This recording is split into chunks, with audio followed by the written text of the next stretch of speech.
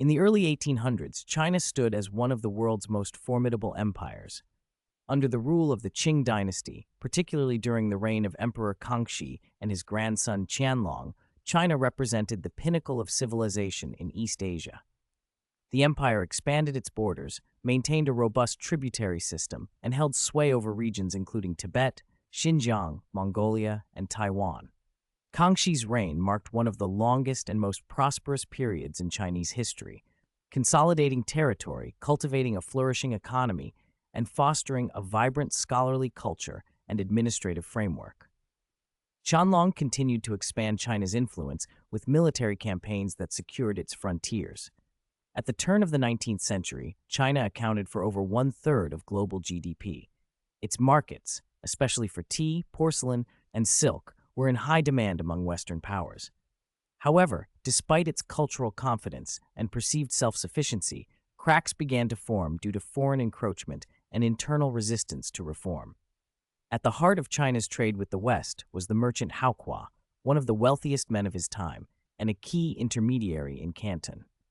One of his frequent partners was Warren Delano II, an American opium trader and the grandfather of Franklin D. Roosevelt. Delano, through Russell and Company, profited by selling opium into China, a trade both Britain and the U.S. encouraged despite its destructive consequences. A major trade imbalance emerged. Silver flowed out of Britain and America to purchase Chinese goods, while China showed little interest in foreign imports. In response, Britain aggressively pushed opium into Chinese markets.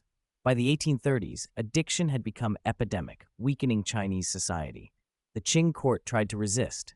Commissioner Lin Zexu's destruction of opium in 1839 provoked the First Opium War.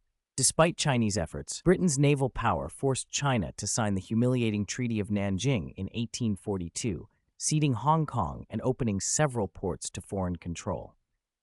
Thus began China's so-called century of humiliation. In the decades that followed, China endured waves of invasions and unequal treaties. Foreign spheres of influence divided the country, while foreign powers levied taxes, extracted resources, and operated with extraterritorial rights, undermining Chinese sovereignty. China's weakness was not only due to foreign power, but also internal stagnation, corruption, and rebellion. Among the worst uprisings was the Taiping Rebellion, led by Hong Xiuquan, a failed civil service candidate who claimed to be the brother of Jesus Christ. His heavenly kingdom of great peace grew into a civil war that killed 20 to 30 million people and further destabilized the Qing dynasty. By the time of the Boxer Rebellion in 1900, the Qing state was a shell of its former self.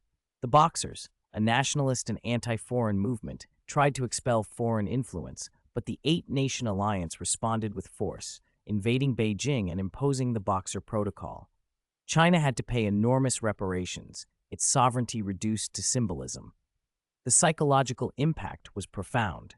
China, once a proud and advanced civilization, had been brought low by foreign greed and internal collapse. Yet from this crucible of suffering emerged revolutionaries like Sun Yat-sen and later Mao Zedong.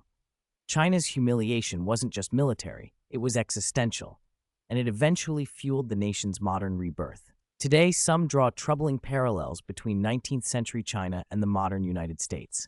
Like Qing China, the U.S. faces an opioid crisis, political division, and external manipulation. Some wonder if America, too, is drifting toward its own version of a century of humiliation. History doesn't repeat, but it often rhymes. China's decline wasn't inevitable. It came from arrogance, complacency, and failure to adapt. The lesson is clear. No power, however mighty, is immune to collapse if it ignores the warning signs from within.